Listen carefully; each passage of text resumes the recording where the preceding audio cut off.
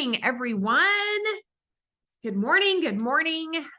It is Wednesday, my favorite day of the DPR week because I get to see everybody at 11 o'clock. Very excited. It is committee day today. We are continuing talking about the myth understandings of success that Gary Keller talks about at the very beginning of the MREA, the Millionaire Real Estate Agent. And we're going to talk about number 3 and 4 of those myths. Number 3, it would take too much time and effort and I would lose my freedom. It would take too much time and effort and I would lose my freedom. How many of you have thought this before? I would love to grow a huge business. I would love to increase my sales. I would love to increase my listings. I would love to hire people and have a team.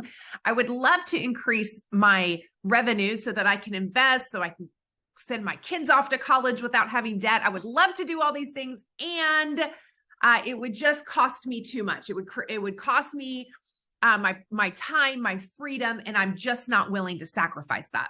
Here's the truth. Time and effort are not the deciding factors in success. Time and effort are not the deciding factors in success. The truth is, some of the hardest working people in our country do not make the most amount of money. Would y'all agree with that? Right? Work ethic is absolutely important. Does it take work ethic to get successful? Absolutely, but it is not the deciding factor in success. There are plenty of people that work very hard, very, very hard, right? For low income every single day. So we know that time and money are not the deciding factors in success. So a lot of times we think that we're going to have to make personal sacrifices in order to succeed at a high level, right? That if I choose to grow my business, if I choose to succeed at a high level in real estate, then my kids are going to suffer. My marriage is going to suffer. My just freedom and ability to hang out with friends and do things, right? To travel, to do all of these things, all of that's going to suffer. And I'm not willing to make those sacrifices. And I think a lot of times, you guys, this is a limiting belief, and it's a way that we justify thinking small. Right? We justify thinking small by saying something very self-righteous as, I don't want my kids to suffer, right? Because of my success. And the reality is, it's not time and effort, right? Working more hours doesn't necessarily bring more success. Right? So when we're talking about busting through a ceiling of achievement in our business, you still only have 24 hours a day, 7 days a week. Does everybody agree with that? Nobody has any more time than anybody else. Successful people, they're operating on the same time clock as unsuccessful and unproductive people. We all operate with the same amount of time. Right? And so when we're talking about raising that ceiling or going to another level, it is not typically about investing more time. Right?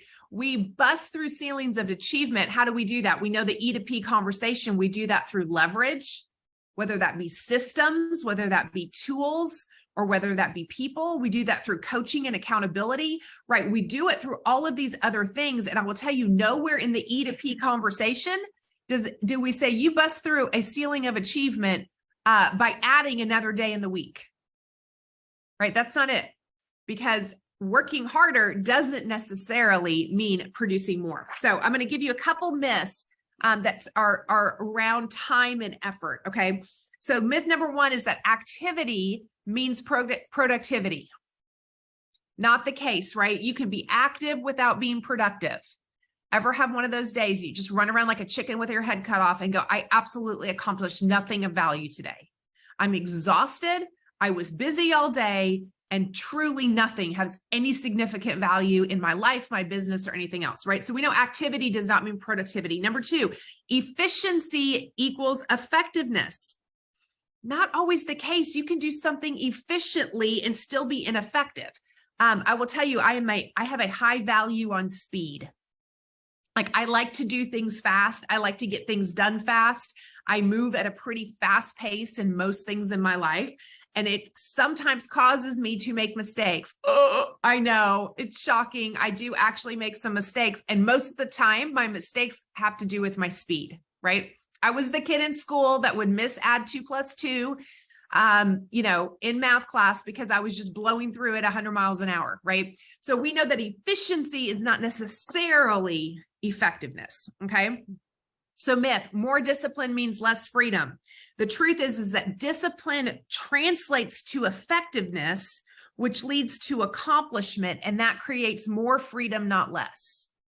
Do you know when I feel the best about going on vacation? When our market center is hitting our goals, right? Do you know when I feel best about taking off early on a Friday afternoon to go spend time with my kids? When we're nailing it, right? So more productivity actually is going to create more freedom. Here's your next myth. Justice for all. Equal time should mean equal reward. Not the case. That's just not life. Life is not fair, right? We want life to be fair. That's a word that we don't use in the flood home. Drives me crazy when my kids use the word fair, right? Reward comes down to who does the best job. Reward comes down to who does the best job. Here's your next myth. We perform best under pressure. How many of y'all feel like you perform best under pressure? Okay, some of us actually will be procrastinators because it creates pressure, and then we perform best under the gun, right? We actually create a pressure cooker situation by being a procrastinator. But here's the truth. You perform best when you focus. Right? Pressure oftentimes creates focus, but it's not actually pressure that creates the results. It's actually focus. So sometimes does pressure create focus? Yes, that can be the case. Have y'all ever been under a lot of pressure and been completely absent-minded and can't keep a thought straight? We could agree then that pressure does not always create effectiveness, right? So when we focus, that is actually what creates the best results. Okay, so that is myth number 3. And it would take too much time and effort. I would lose my freedom. So I just want to challenge you as you're looking at your business and not even just your goals for the next month, but as you're looking for your next, right? What's next? What are you building towards? I would really encourage you, don't have a limiting belief around the size of the business you want to run based on losing time or freedom. Now, I'm not saying everybody needs to build a millionaire real estate agent business, right? There's reasons why you're going to build the size of business and the size of revenue that you want to build. But understand that growth does not mean losing time and freedom. You will work a lot of hours to be mediocre in this business, just so you know, right?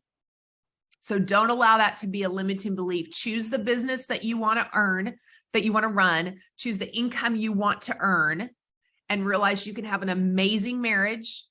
You can have amazing family life. You can spend time with your kids.